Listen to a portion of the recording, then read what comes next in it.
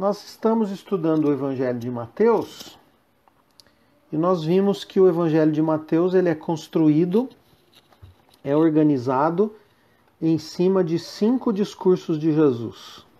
E Mateus faz isso porque ele quer comparar Jesus com Moisés. Moisés é o grande legislador, escreveu os 5 primeiros livros da Bíblia, e ele apresenta Jesus como também um novo legislador. Jesus, então, faz 5 discursos que são representativos dos 5 livros de Moisés. Nós, então, passamos a estrutura do Evangelho de Mateus, que você pode ver aí olhando os vídeos anteriores. E nós já estamos na terceira parte do livro. Nós vimos que a terceira parte ele consta de uma narrativa e um período de ensino. Então a narrativa são os capítulos 11 e 12 e esse terceiro período de ensino de Jesus, o capítulo 13. Então nós vimos aqui na terceira narrativa, capítulos 11 e 12, nós vamos encontrar 7 controvérsias de Jesus. A primeira nós falamos na semana passada. Então, na semana passada nós começamos a falar das controvérsias, mas nós gastamos um tempo maior na primeira controvérsia, que foi nos capítulos 11, de 16 a 19. E nós, então, fomos desafiados pela palavra de Deus. Então, hoje eu queria continuar a segunda controvérsia do capítulo 11, do verso 20 até o verso 30. Então vamos ler esse texto? Eu vou fazer a leitura na nova tradução da linguagem de hoje, que é uma linguagem bem mais fácil, mas não tem problema se a sua tradução for outra, você vai perceber que o texto diz a mesma coisa. Então Jesus começou a acusar as cidades onde tinha feito muitos milagres. Ele fez isso porque os seus moradores não haviam se arrependido dos seus pecados. Jesus disse: ai de você, cidade de Corazim! Ai de você, cidade de Betsaída! Porque se os milagres que foram feitos em vocês tivessem sido feitos nas cidades de Tiro e de Sidom, os seus moradores já teriam abandonado seus pecados há muito tempo. E para mostrarem que estavam arrependidos, teriam vestido roupa feita de pano grosseiro e teriam jogado cinzas na cabeça. Pois eu afirmo a vocês que no dia do juízo Deus terá mais pena de Tiro e de Sidom do que de vocês, Corazim e Betsaída. E você, cidade de Cafarnaum, acha que vai subir até o céu? Pois será jogada no mundo dos mortos. Porque se os milagres que foram feitos aí tivessem sido feitos na cidade de Sodoma, ela existiria até hoje. Pois eu afirmo a vocês que no dia do juízo, Deus terá mais pena de Sodoma do que de você, Cafarnaum. Naquela ocasião, Jesus disse: ó Pai, Senhor do céu e da terra, eu te agradeço porque tens mostrado às pessoas sem instrução aquilo que escondeste dos sábios e dos instruídos. Sim, ó Pai, tu tiveste prazer em fazer isso. O meu Pai me deu todas as coisas. Ninguém sabe quem é o Filho, a não ser o Pai, e ninguém sabe quem é o Pai, a não ser o Filho. E também aqueles a quem o Filho quiser mostrar quem o Pai é. Venham a mim, todos vocês que estão cansados de carregar as suas pesadas cargas, e eu lhes darei descanso. Sejam meus seguidores e aprendam comigo, porque sou bondoso e tenho um coração humilde, e vocês encontrarão descanso. Os deveres que eu exijo de vocês são fáceis e a carga que eu ponho sobre vocês é leve. Muito bem, então essa é a segunda controvérsia que Jesus tem. E essa controvérsia, ela fala das cidades que ouviram a pregação de Jesus, das cidades que presenciaram os milagres de Jesus, mas não se arrependeram. Nessa segunda controvérsia aqui, a primeira coisa que chama a nossa atenção é que haverá um dia de juízo. Haverá um dia de acerto de contas. Haverá um dia em que toda a humanidade terá que prestar contas a Deus daquilo que fez. Porque se não houvesse juízo, não haveria motivo nenhum das pessoas se preocuparem ou das pessoas se arrependerem. Mas há um juízo. Haverá um dia em que Deus chamará toda a humanidade a prestar contas daquilo que fez. Então Jesus começa falando dessas cidades que ouviram a pregação de Jesus, que presenciaram os milagres de Jesus, mas não se arrependeram. O que Jesus quer dizer com isso? Que elas, vendo o que viram, deveriam ter se arrependido. Mas os seus moradores não se arrependeram e nem abandonaram os seus pecados. Então Jesus diz que haverá um juízo. E haverá o juízo sobre essas cidades, e Jesus diz que esse juízo vai ser mais brando do que o juízo sobre as cidades de Tiro e Sidom e sobre as cidades de Sodoma e Gomorra. No caso aqui ele só cita Sodoma. Então ele diz que a pregação de Jesus e os milagres de Jesus são um chamado ao arrependimento, porque mostram que Deus nos visitou. Mostram que Deus se fez presente na convivência com o povo, mas eles não quiseram aceitar esse arrependimento, não quiseram aceitar essa mensagem. Mas o versículo 25 diz que foi naquela ocasião, ou seja, naquela ocasião em que Jesus estava repreendendo as cidades que não creram, e o contexto é que isso ele fala imediatamente depois de ter falado sobre aquelas pessoas da sua geração que não reagiam, que não tinham reação diante da pregação do Evangelho, diante do ministério de Jesus. Como ele falou, né? Aquelas pessoas que ouvem música e não dançam, ouvem música triste e não choram. Então Jesus justamente está falando que esse arrependimento, que essa falta de reação aconteceu naquelas cidades. E foi naquela ocasião, então, que Jesus chama pessoas cansadas para perto dele, pessoas sobrecarregadas. Jesus chama para perto dele. Então, ele diz assim: ó Pai, Senhor do céu e da terra. Jesus está fazendo uma oração. Eu te agradeço porque tens mostrado às pessoas sem instrução aquilo que escondeste dos sábios e instruídos. Sim, ó Pai, tu tiveste prazer em fazer isso. Então Jesus está dizendo o seguinte, que o Evangelho, muitas vezes ele é rejeitado por gente que sabe muito, por gente que estudou muito, por gente que tem muita instrução, mas não consegue ver Deus agindo, não consegue discernir Deus trabalhando, não consegue ouvir a voz de Deus. Ao passo que pessoas simples, pessoas sem instrução, muitas vezes, que têm uma fé bem singela, essas pessoas conseguem entender que Deus está agindo, conseguem entender que Deus está trabalhando nas nossas vidas, falando com a gente. Deus fala pela palavra, mas Deus fala na história. Deus fala através das circunstâncias. E essa crise mundial que nós estamos vivendo, nós precisamos prestar atenção. Deus está falando. Deus está falando nessa hora. O que é que Deus está falando? Você está conectado com Deus? Você está ligado com Deus para saber o que Deus está falando? O grande motivo de sobrecarga para essas pessoas a quem Jesus convida era justamente a religiosidade. A religiosidade de Israel que impunha cargas muito pesadas, deveres muito pesados sobre as pessoas. E Jesus então diz assim: o meu Pai me deu todas as coisas, ninguém sabe quem é o Filho a não ser o Pai, e ninguém sabe quem é o Pai a não ser o Filho, e também aqueles a quem o Filho quiser mostrar quem o Pai é, a quem o Filho quiser revelar o Pai. Então o Senhor revela Jesus para nós. O Senhor revela Jesus nas circunstâncias. O Senhor revela Jesus na palavra. E aí então Jesus diz: venham a mim todos vocês que estão cansados de carregar as suas pesadas cargas e eu lhes darei descanso. Muitos vivem debaixo de uma carga de religiosidade muito pesada. Muitos deveres pesados são colocados sobre essas pessoas e elas então não conseguem viver a fé de uma maneira simples. O que é a fé cristã? É você se relacionar com Deus.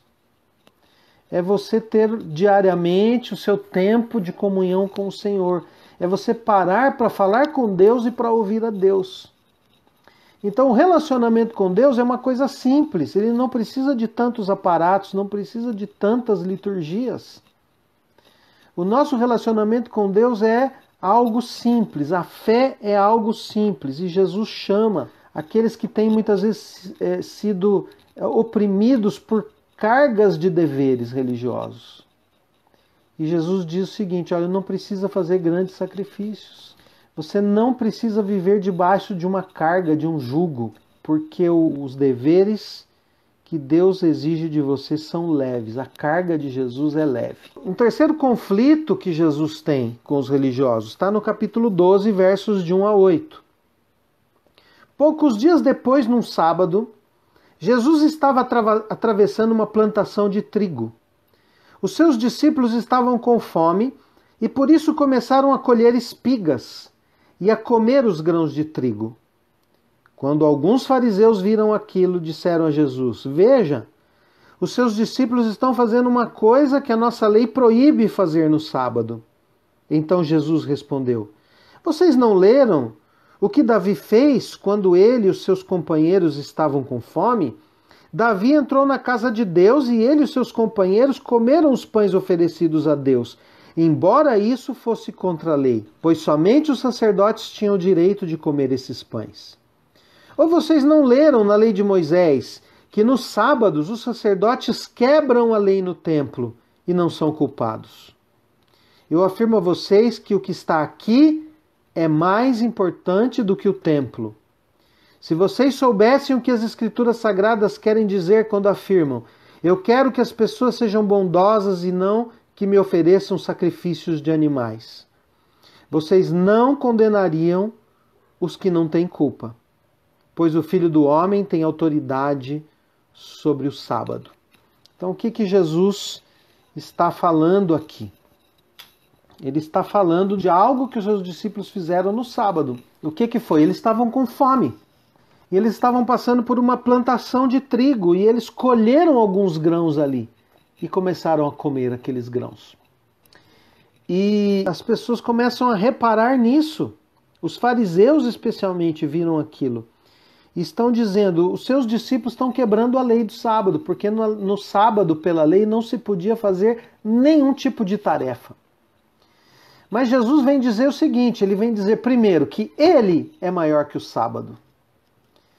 Nós vamos aprender em Colossenses capítulo 2 que o sábado é apenas uma sombra da realidade. A realidade é Cristo. E Cristo então se revela Senhor do sábado.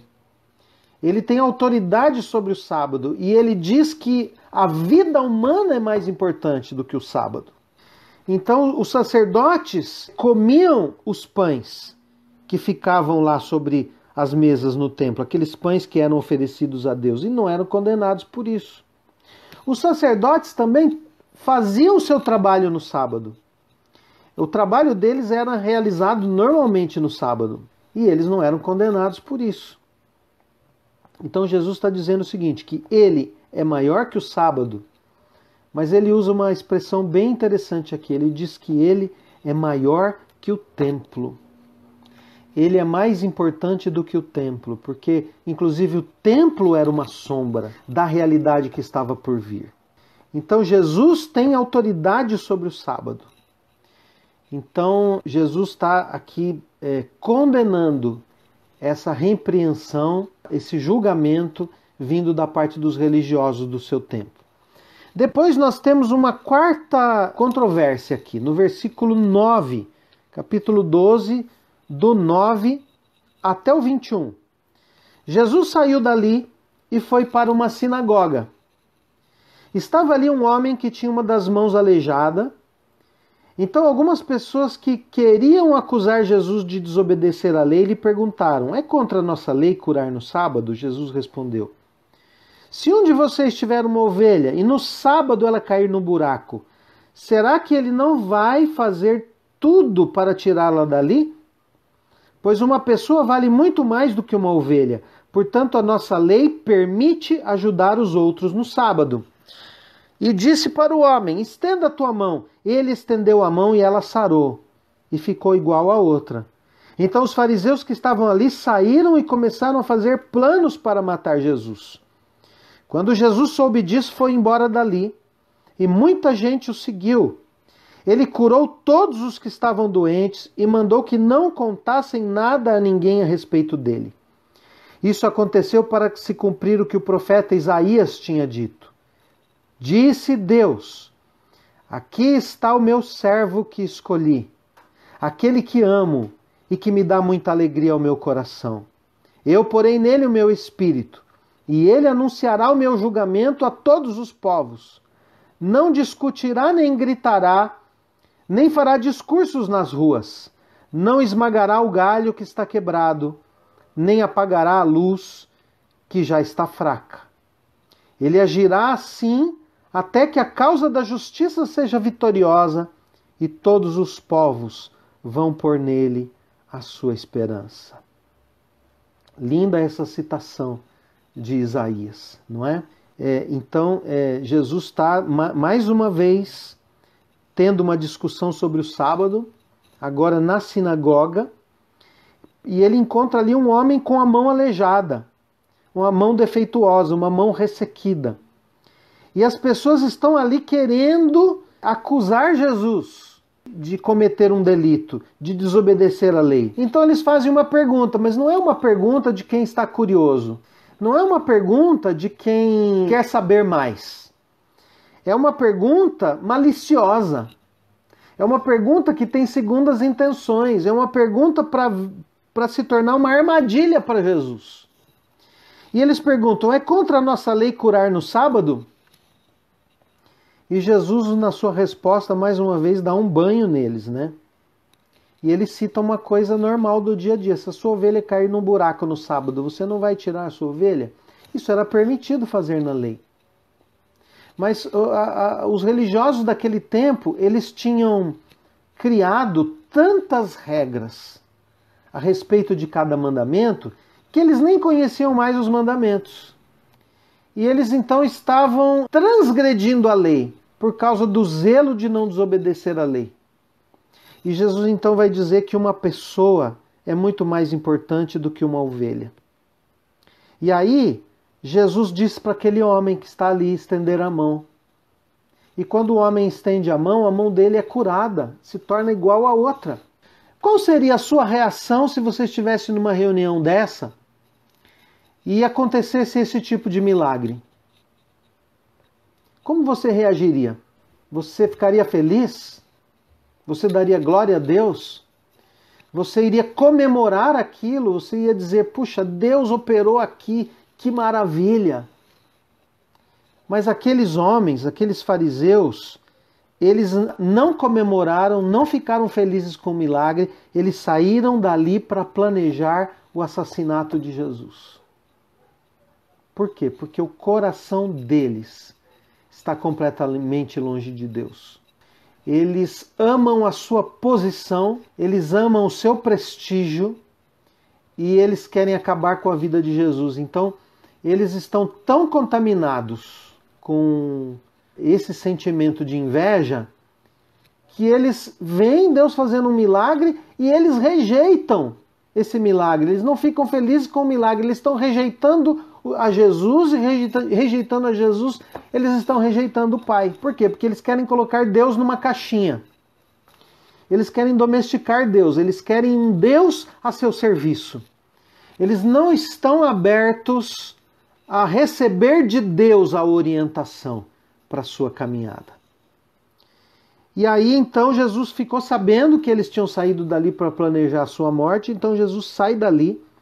Mas muita gente segue Jesus, e Jesus então aproveita, ele sai da sinagoga, as pessoas vão atrás dele, ele cura todas aquelas pessoas, e ele diz para elas não falarem nada para ninguém, porque não é hora ainda.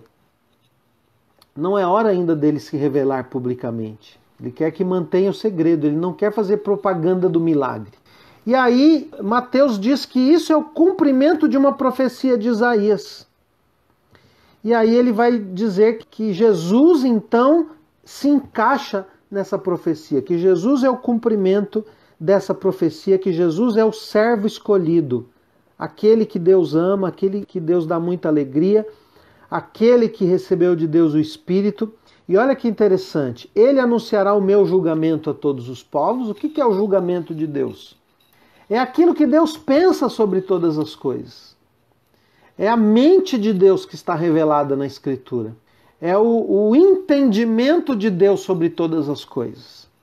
Então Jesus é esse que revela a vontade de Deus. Então ele revelou a vontade de Deus, ensinando que a vida humana é mais importante que o sábado, que ele é Senhor do sábado, que ele é mais importante que o templo.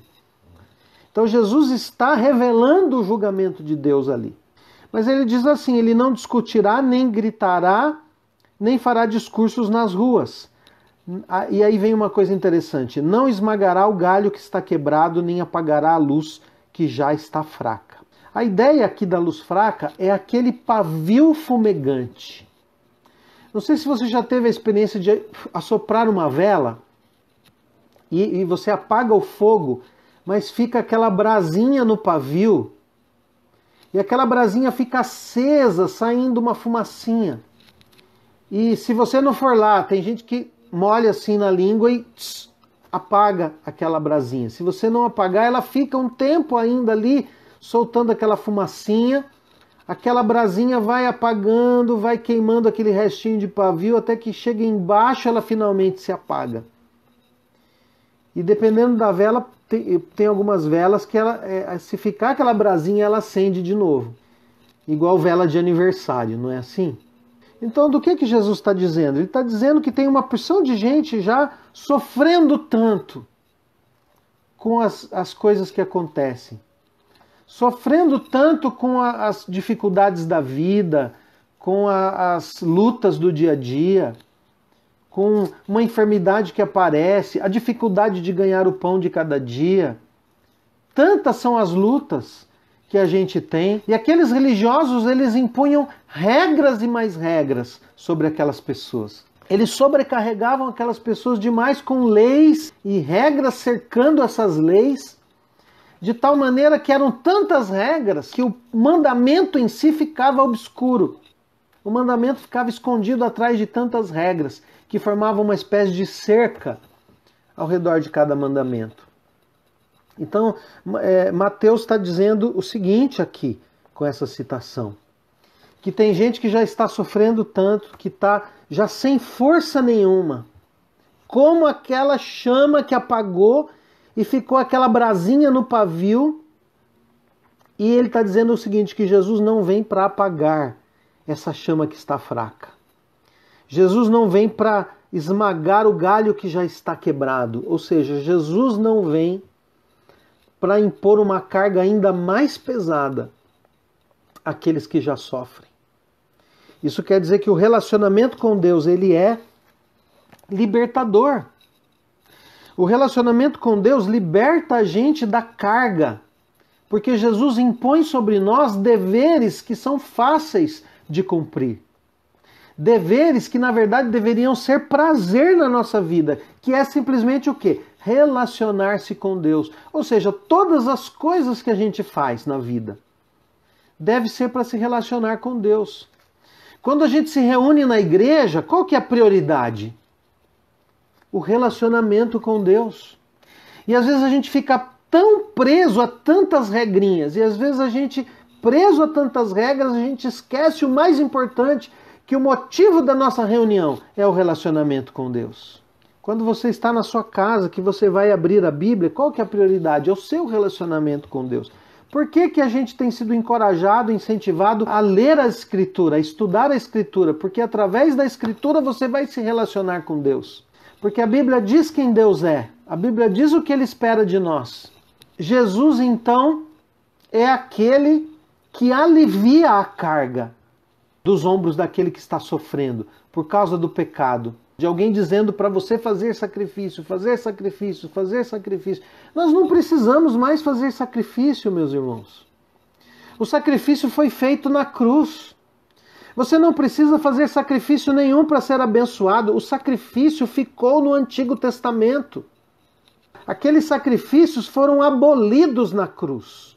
Eles foram pregados na cruz. Leia o capítulo 2 de Colossenses. Você vai ver que todas essas regras, todos esses rituais, eles eram uma sombra da realidade. A realidade é Cristo. Você só precisa vir a Cristo. Ele chama, vem a mim, que eu te aliviarei. Você não precisa fazer sacrifícios para Deus te abençoar de nenhum tipo. Aliás, a carta aos Hebreus diz que o sacrifício que agrada a Deus é o louvor dos nossos lábios. A carga que Jesus impõe sobre a gente é leve.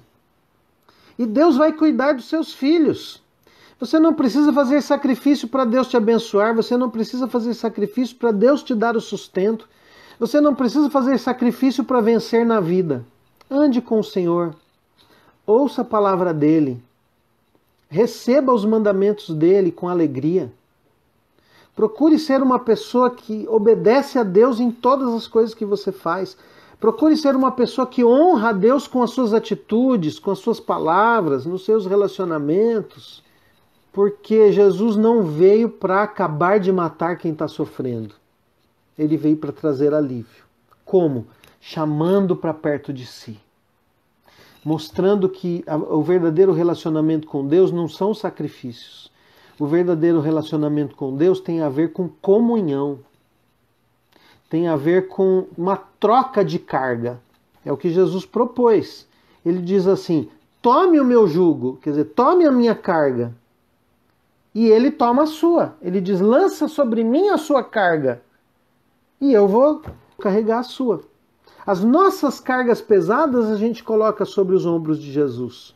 E ele coloca sobre os nossos ombros uma carga que é leve. Então essa carga leve, ela fala sobre a simplicidade da vida cristã.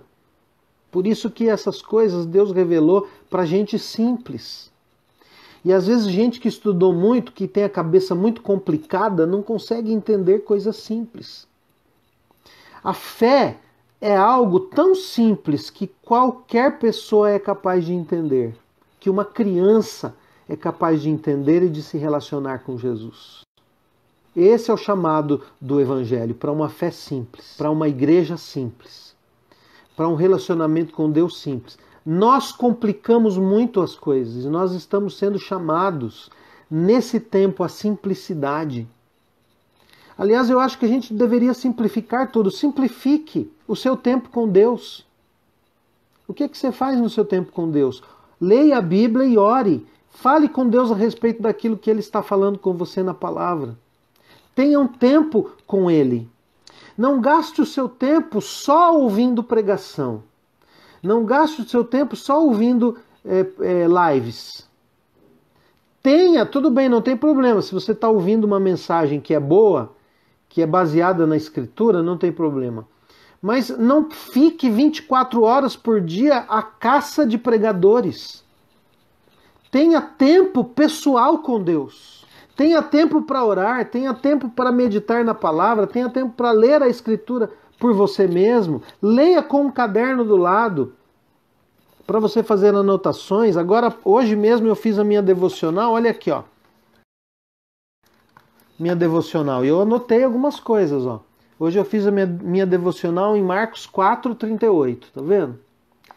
E aí o meu primeiro momento de devocional eu fiz algumas anotações sobre o texto. E depois eu vou meditar e vou voltar aqui, vou anotar mais coisas. Então isso é o que a gente tem que fazer todos os dias. Simples. Eu acho que depois desse tempo de confinamento, a gente precisa simplificar a vida da igreja. Precisamos simplificar a liturgia. O nosso tempo de culto não deve ser um tempo que tem muitas coisas complicadas, que quando chega na hora da palavra a gente já está cansado, já está com dificuldade de prestar atenção. Simplicidade. Tenha um tempo para adorar a Deus, para derramar o seu coração diante de Deus, e esse tempo ele pode ser com música ou sem música. E tenha um tempo para reverentemente você ouvir a mensagem que vem da Escritura. Só isso é suficiente. Relacionamento com Deus é prioridade. É a prioridade na vida. Quinto conflito, são 7 conflitos. Capítulo 12, versículo 22, o quinto conflito. Então levaram Jesus a um homem que era cego e mudo, porque estava dominado por um demônio. Jesus o curou e ele começou a ver e a falar. A multidão ficou admirada e perguntava: será que este homem é o filho de Davi? Filho de Davi aqui é a expressão para o Messias, né? Messias era considerado filho de Davi. Essa expressão filho, ela é derivada do hebraico e ela significa descendente. Então, será que Jesus é o descendente de Davi? Ou seja, Jesus é o Messias? Versículo 24. Alguns fariseus ouviram isso e responderam: é Beelzebu, o chefe dos demônios, quem dá poder a esse homem para expulsar demônios. Mas Jesus conhecia o pensamento deles e disse: o país que se divide em grupos que lutam entre si, certamente será destruído.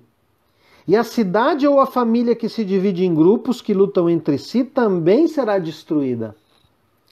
Assim, se no reino de Satanás um grupo está combatendo contra outro, isso quer dizer que esse reino está dividido e logo vai desaparecer.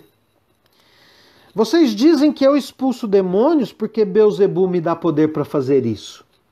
Mas se é assim, quem dá aos seguidores de vocês o poder para expulsar demônios? Assim, os seus próprios seguidores provam que vocês estão completamente enganados. Na verdade, é pelo poder de Deus que eu expulso demônios. E isso prova que o reino de Deus já chegou até vocês. Ninguém pode entrar na casa de um homem forte e roubar os seus bens, sem primeiro amarrá-lo. Somente assim essa pessoa poderá levar as coisas que ele tem em casa.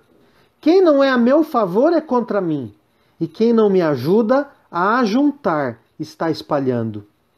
Por isso eu afirmo a vocês que as pessoas serão perdoadas por qualquer pecado ou blasfêmia que disserem contra Deus. Mas quem blasfemar contra o Espírito Santo não será perdoado.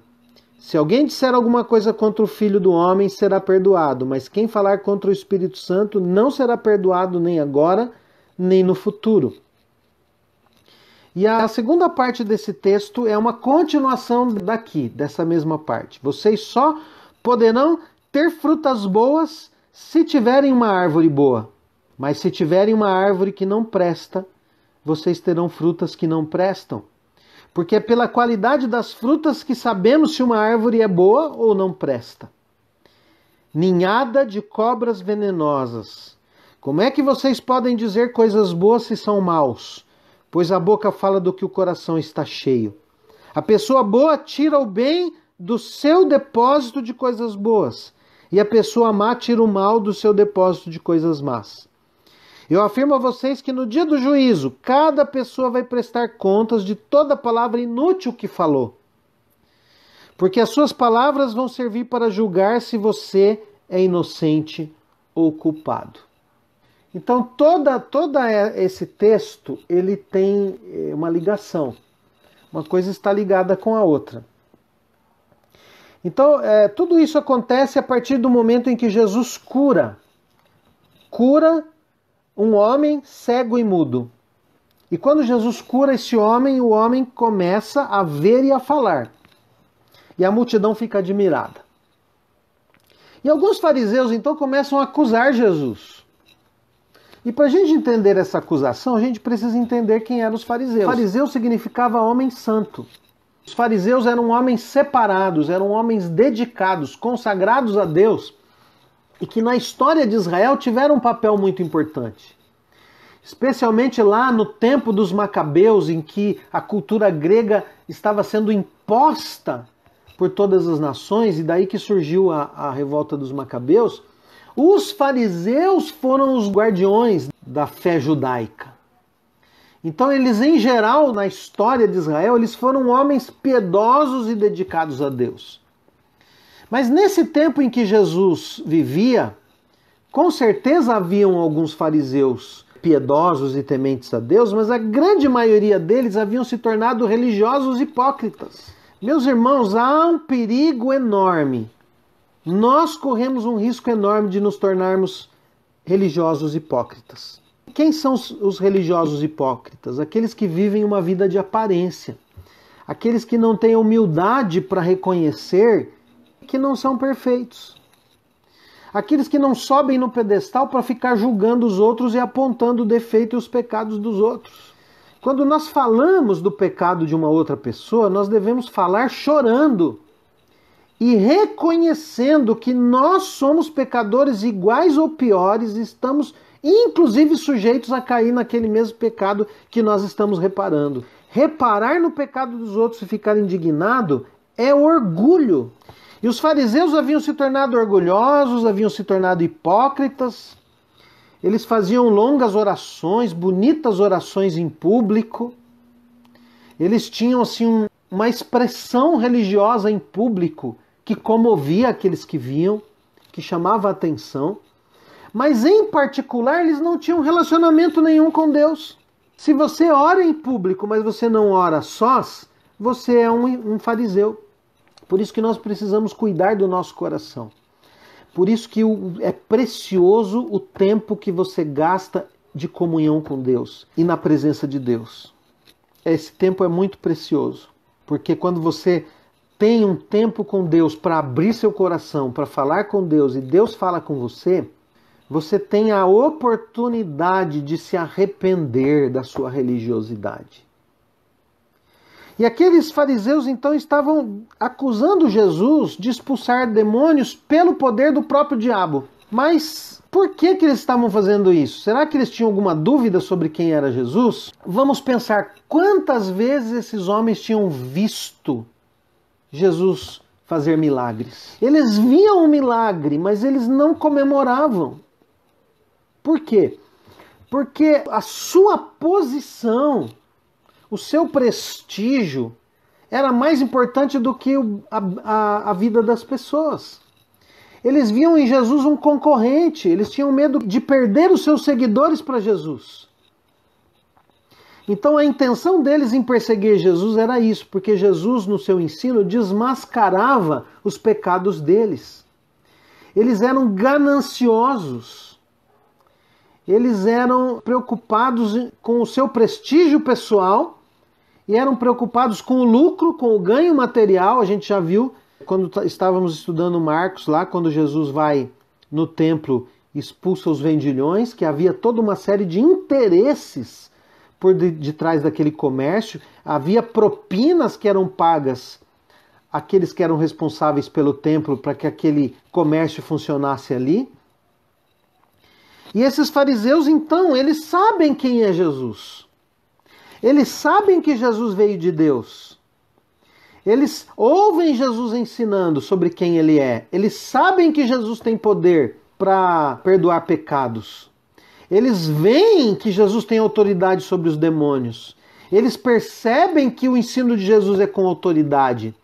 Mas isso não muda o coração mau deles. Eles são pecadores impenitentes. Eles são pecadores que não se arrependem.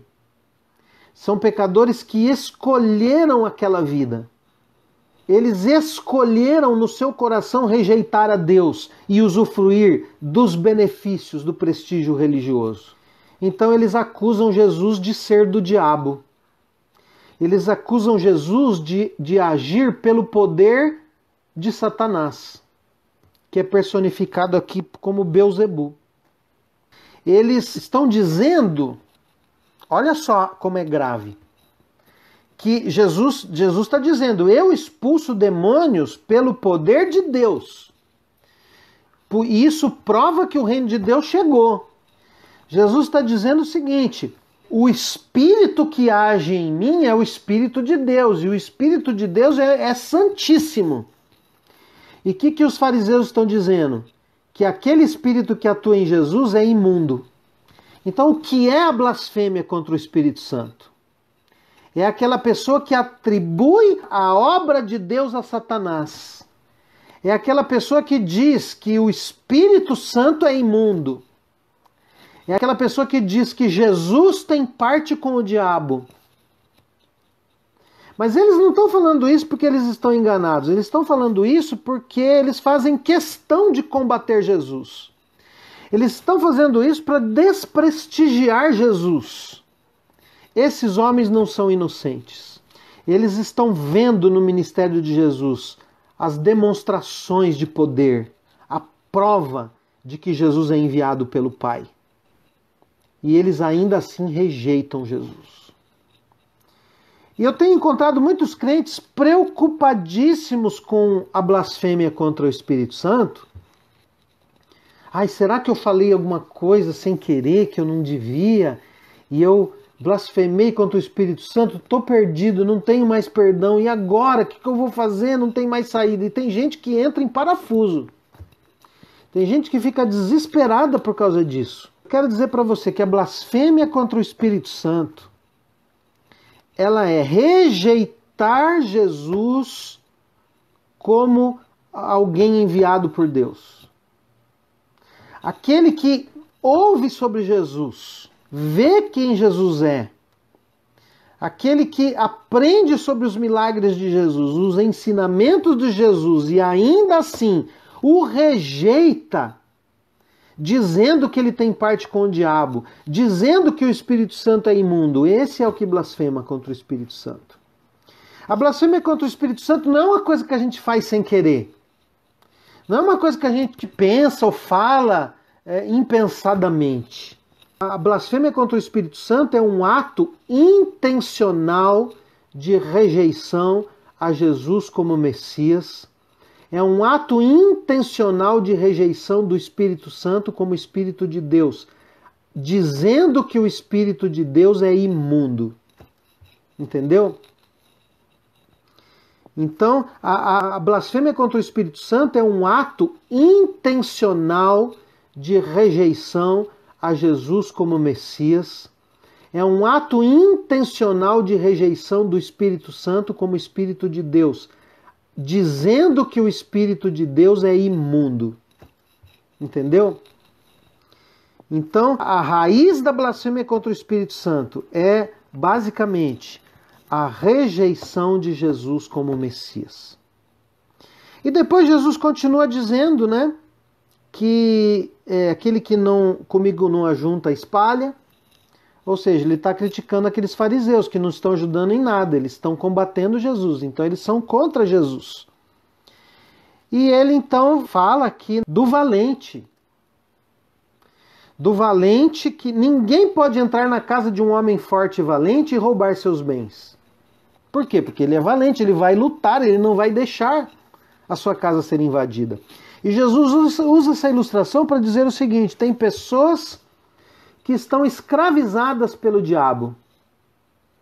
E na comparação que Jesus faz, Satanás é esse homem valente que tem os seus bens bem guardados.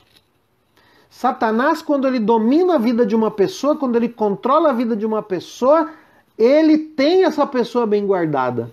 E só tem um jeito dessa pessoa ser liberta: quando alguém mais valente do que ele, mais poderoso do que ele, o amarra e saqueia os seus bens. E esse que é mais valente do que o diabo é Jesus. Esse que é mais poderoso do que o diabo é Jesus. Outro dia eu estava procurando uma figura na internet e eu vi uma figura absurda.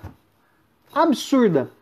Era um desenho em que tinha Jesus e Satanás numa queda de braço. Essa figura é tão absurda, por quê? Porque Jesus nunca vai entrar numa queda de braço com Satanás. Porque não tem comparação. Porque o diabo não tem nem chance de chegar perto de Jesus. O diabo treme de medo de Jesus. O diabo luta contra o homem, não contra Jesus. O diabo pode lutar contra os anjos de Deus, contra as criaturas de Deus, mas nunca contra Deus. Ele não tem chance. É desproporcional o poder de Deus com o poder do diabo. Então, se você encontrar essa figura em algum lugar, você descarte essa figura. Ela é mentirosa. Há uma inverdade aí, é uma figura blasfema. Porque essa figura está diminuindo Jesus. Imagina que Jesus tem a mesma estatura de Satanás. Não tem nem comparação. Jesus é o Criador de todas as coisas. Ele é o Todo-Poderoso. O diabo é só uma criatura rebelde. Ele tem algum poder, mas não se compara com o poder de Deus. E Jesus então mostra isso, que ele então tem poder de saquear a casa do valente. Jesus tem poder de tirar uma pessoa das garras de Satanás e trazer para a sua luz, porque ele é o Todo-Poderoso. A sexta controvérsia está do versículo 38, capítulo 12 ainda, do 38 ao 42.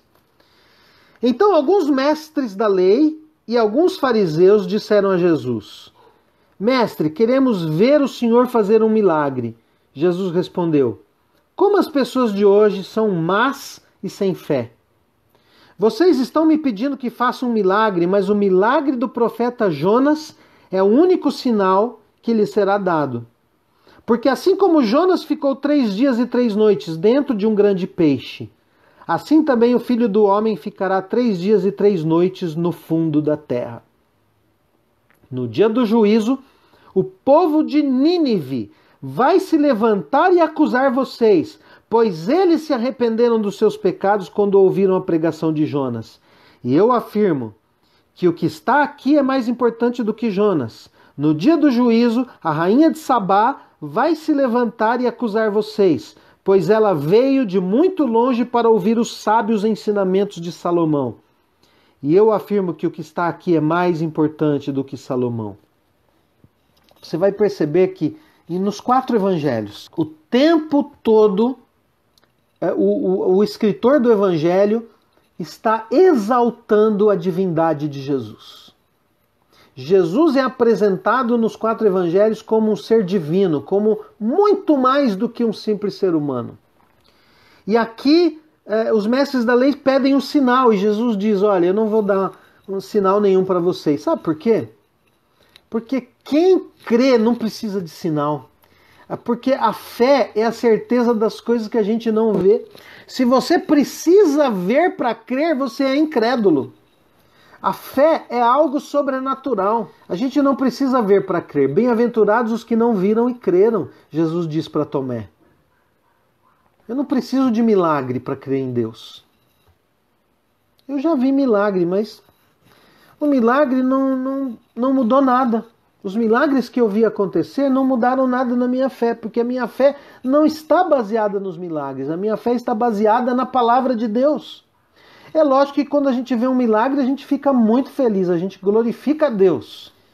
Mas a minha fé não é baseada em sinais e milagres. A minha fé está baseada nas Escrituras e no meu relacionamento com Deus, que é consequência do meu conhecimento da Escritura. Jesus então disse: não vou dar nenhum sinal, a não ser o sinal de Jonas. O que é o sinal de Jonas? Jonas ficou 3 dias no ventre do peixe. E depois, quando Deus faz o peixe vomitar Jonas na praia, Jonas então vai a Nínive, prega a mensagem de arrependimento em Nínive e aquela cidade toda se arrepende.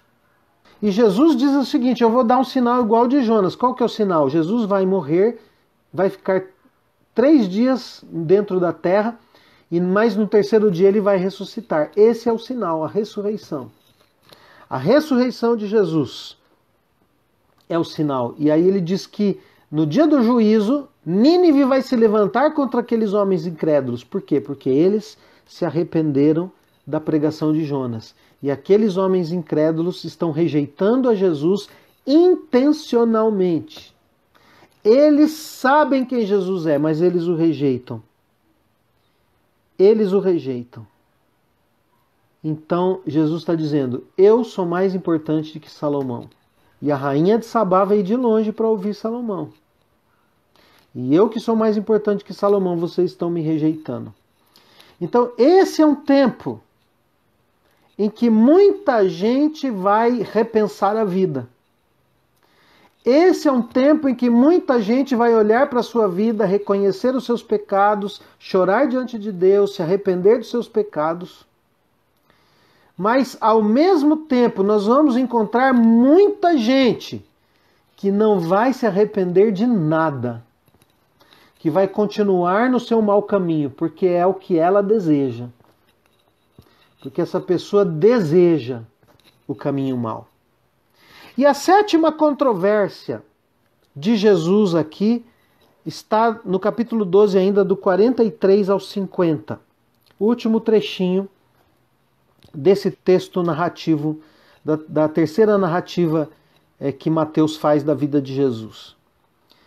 Jesus continuou: quando um espírito mau sai de alguém, anda por lugares sem água, procurando onde descansar, mas não encontra. Então diz: vou voltar para minha casa de onde saí. Aí volta e encontra a casa vazia, limpa e arrumada. Depois sai, vai buscar outros 7 espíritos piores ainda, e todos ficam morando ali. Assim a situação daquela pessoa fica pior do que antes. E isso também acontecerá com essa gente má de hoje. Quando Jesus ainda estava falando ao povo, a mãe e os irmãos dele chegaram, ficaram do lado de fora e pediram para falar com ele. Então alguém disse a Jesus: escute, a sua mãe e seus irmãos estão lá fora e querem falar com o Senhor. Jesus perguntou: quem é minha mãe e quem são meus irmãos? Então apontou para os seus discípulos e disse: vejam, aqui estão a minha mãe e os meus irmãos. Pois quem faz a vontade do meu Pai que está no céu é meu irmão, minha irmã e minha mãe. Bem interessante esse texto. E ele nos conta, que primeiro, Jesus está falando da saída do espírito mau. E ele fala de um espírito que sai, de um demônio que é expulso de uma pessoa e que um dia volta para ver como é que está. E que se ele voltar a encontrar a casa vazia, ele traz outros 7 piores com ele. Do que Jesus está falando? Ele está falando de que a nossa casa não pode ficar vazia. O seu coração não pode ficar vazio. A sua devoção não pode ser uma devoção vazia. Você não pode viver uma vida à parte de Deus. A sua casa precisa ser ocupada. Porque se você não tiver a sua casa ocupada por Deus, ela vai ser ocupada por forças malignas. E uma coisa está relacionada à outra. Todo o texto aqui, toda essa controvérsia, ele tem uma linha que liga todos esses ensinamentos. E aí, quando Jesus está falando isso, ele está dizendo o seguinte, que isso também acontecerá com essa gente má, porque muitos vinham a Jesus, muitos ficavam livres dos seus demônios, mas iam embora e seguiam a sua vida sem Deus. Não haviam se convertido verdadeiramente a Deus, não haviam entregado a sua vida por completo a Deus. Esse é o perigo da religiosidade. A gente se acostuma com uma determinada rotina eclesiástica e a gente não para pensar, a gente não para analisar, a gente não para se relacionar com Deus. A gente se torna adoradores mecânicos. A gente segue um ritual mecânico, sem vida, sem devoção verdadeira, sem ter o coração ali naquelas coisas que estão acontecendo.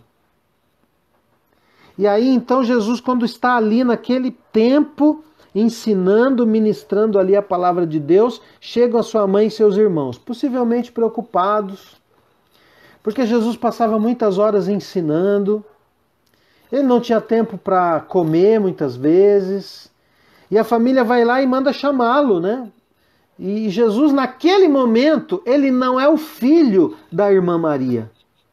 Naquele momento, ele é o Filho de Deus. Existe uma diferença entre Jesus, ser humano, filho de Maria, e Jesus ser eterno, ser divino, filho de Deus. Maria não é a mãe de Jesus Deus. Maria é a mãe de Jesus homem. E como toda mãe, para a mãe o filho nunca cresce. A mãe sempre dá conselhos para o filho, a mãe sempre quer ensinar o filho, por mais que o filho já seja velho, porque ela tem um coração de mãe. E a Maria não conseguia separar muito bem. Aquela história, era o filhinho que ela deu à luz. Ele se tornou um homem, tudo, mas ainda é o filho dela, ela se preocupa com ele. Mas tem hora que ela não tem discernimento de saber que ele está exercendo o seu ministério como Messias. Então tem hora que Maria dá palpite fora de hora, e Jesus, com toda a delicadeza, ele contorna essa situação? Porque ele respeita a sua mãe. Mas Maria não é a mãe de Deus. Ela é a mãe de Jesus homem. Porque se Deus tivesse mãe, a mãe dele é que seria Deus. Mas Deus não tem mãe. Deus é a causa primeira. Deus é o criador de todas as coisas. Tanto que no Cântico de Maria, Maria diz assim: o meu espírito se alegra em Deus, o meu Salvador. Ela precisou confiar em Jesus como seu Salvador. Então Jesus aqui está dizendo o seguinte: a minha família são aqueles que ouvem e obedecem a palavra de Deus. Jesus aproveita aquela ocasião para ensinar os seus discípulos: quem faz a vontade do Pai é que é a minha verdadeira família. Então Jesus não está comprometido nesse sentido com laços familiares. E ele vai cuidar da sua mãe. Lá quando ele está na cruz, ele diz para João: João, cuida aí da minha mãe. Eu estou morrendo aqui. Logicamente que ele iria ressuscitar, mas ia ficar alguns dias ressuscitado, mas iria voltar para o céu. Então ele recomenda a João: João, cuida da minha mãe. Eis aí tua mãe, eis aí teu filho. Então Jesus honrou sua mãe até o fim. Em momento algum ele a desrespeitou. Mas ele entende que tem momentos que Maria, que os seus irmãos não têm discernimento e vão chamá-lo numa hora que é fora de hora, no momento em que ele está ensinando a palavra de Deus. Bom, então essas foram as 7 controvérsias que aparecem aqui na terceira narrativa. Que Deus te abençoe. Fique com Deus.